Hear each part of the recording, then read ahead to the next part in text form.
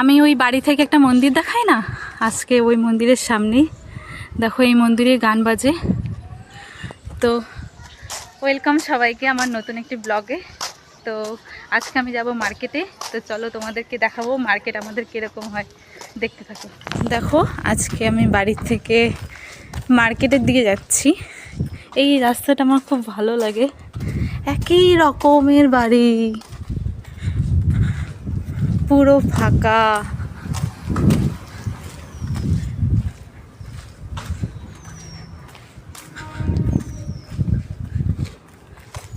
এই দেখো সব একই রকমের বাড়ি, যেদিকে যাও সেদিকেই। কারণ প্রথম যখন আমি এসেছিলাম এখানে, তখন বুঝতে পারতাম না রাস্তাগুলো কোন দিকে যেতে হবে, কারণ বাড়িগুলো সব একই রকমই দেখতে। চলো বাজারে গিয়ে দেখা হচ্ছে, আজকে তোমাদের গুজরাটের বাজার দেখাবো। এইখানে সবাই বেশিরভাগ এরকম মেশিন আসে, হলুদ তেল সব কিছু ভেঙে নেয়। তো এতটাই রোদ, আমি পুরো মাস্ক লাগিয়ে নিয়ে আমাদের একটা জিনিস দেখাই।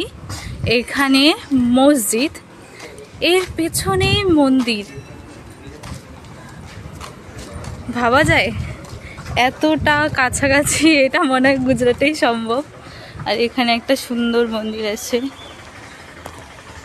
আমি এটা প্রথমবার এখানে গুজরাটে এসে দেখলাম যে হলো মসজিদ আর মন্দির একসাথে।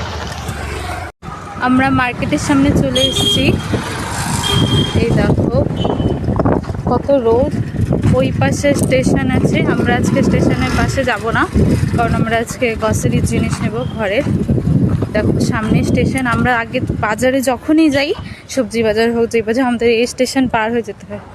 আজকে এই দোকানে ঢুকবো, তো চলো কি কি নেই দেখাবো। রেডিমেড পিৎজা সস, এখানে তন্দুরি আছে, ভেজ আছে। এবার একটু নতুনটা ট্রাই করে দেখি, এটা spring roll chilli sauce, pizza.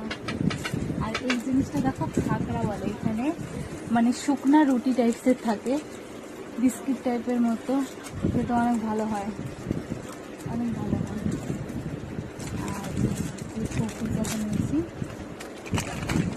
আমাদের এখানে তো মিষ্টি পাওয়া যায় না, এর জন্য এটা নেই। এটা বাড়িতে বানিয়ে তারপরে এটা আমি খাবো নিজেদের মতন করে। আমি যখনই আসি এখান থেকে